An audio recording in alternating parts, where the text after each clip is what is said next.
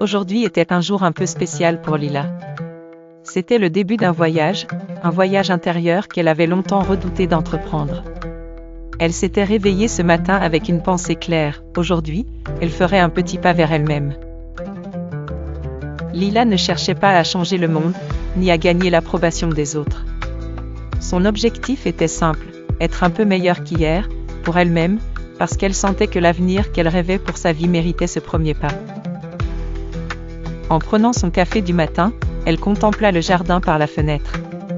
Chaque fleur semblait vibrer d'un éclat particulier, comme pour lui rappeler qu'elle aussi était en train de fleurir, d'une manière invisible mais certaine.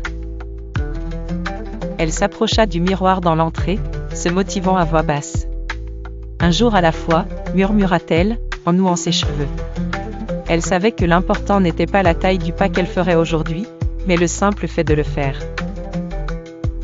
Son premier petit pas fut de faire une promenade dans le parc voisin.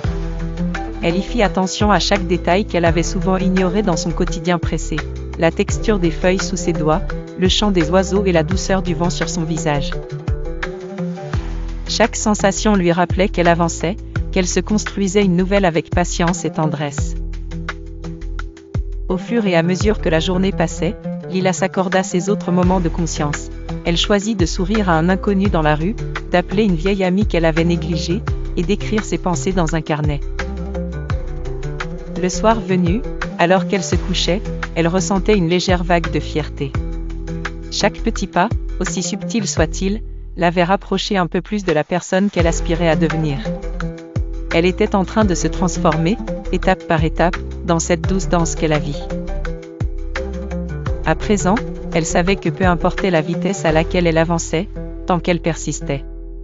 Et elle continua, un jour à la fois, fière de chaque progression minime mais essentielle. Dans le noir de sa chambre, Lila sourit, prête à accueillir demain avec la même détermination tranquille qu'elle avait découverte en elle.